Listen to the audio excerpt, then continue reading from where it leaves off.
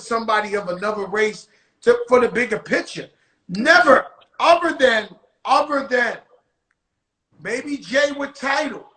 There's never been somebody who included the hip-hop community and gave ownership to the artists who participated.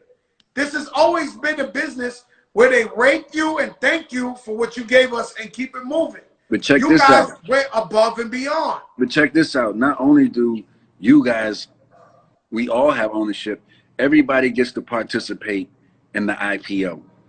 They always use the culture to get to the IPO, but every single shareholder is going to be able to participate in the IPO. That's where the real money comes in. That's where the real thing. And for the people and the fans, they can buy the shares and be owners too. So now we're creating, hey, yo, let me tell you something, Swizz. We're a true monopoly board right here, bro. Let me tell you something. If you was anybody else, we would have heard y'all made 400 million. Peace to the gods one. Yo, we'd have been happy. Like, yo, my guys made it. But I mean, like, you did the right thing. Y'all went above and beyond, did the right thing. Shout out to the whole Versus thing.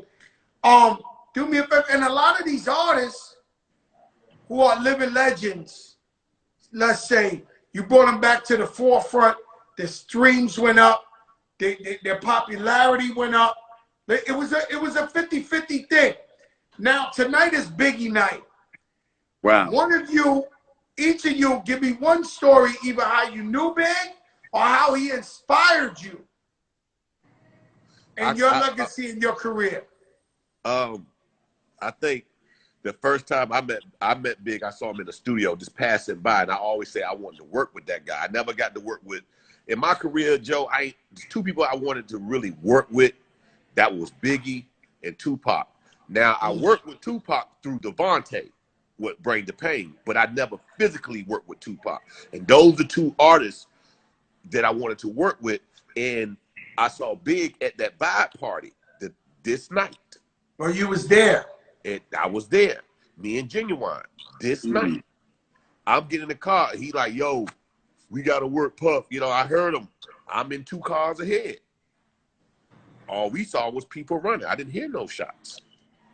And then I go to a Nas party, and they say, yo, Big, I'm like, you know, because Aaliyah had just passed. The Nas party was in Steve Stout's house, you know, right? Steve Stout had like a mansion out there. Yep.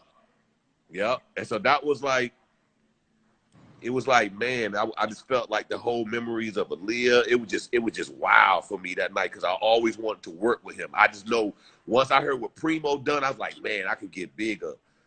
I got a special bounce. And it was like, I was crushed. You know, I say stuff, Tim, and they always say I lie or I say too much. You know, I worked on an album with Biggie. We cut about 5 songs together. He was like, you the Latino Dawn, I'm the Black Dawn. And we was in that studio going crazy.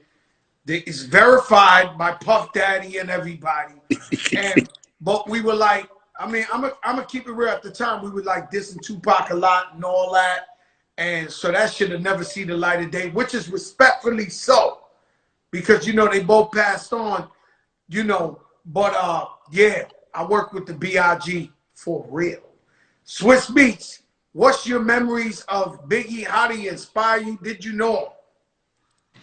Well, I remember meeting Big outside of Atlanta Live one time, and he was in the Suburban. He was in the Suburban. I remember saying, "Dag, I want that Suburban," and I went up to the car with Jadakiss, and he was like, "Yo, you the one that you produced that Jadakiss?" He's like, "I need something like that. Like when we get back, I want to give me some of those." And I was like, "Yeah, no problem." And that was like the last time I seen him, you know. But every time I seen him, he just had a great energy. He didn't really talk like that. He didn't really talk too much to me because he was in his own mode. But like that one time at Atlanta Live in Atlanta, he opened up and he communicated. And I'll never forget that. And I remember he had them Air Maxes on. I wanted too. I was like, man, I want them Air Maxes right there, you know. And he was just good energy. He was good energy. Nah, he was the coolest guy in the world. Let me tell you something. I was there when he made Hypnotize. I was in the studio with him a lot. I was there when he made Hypnotize.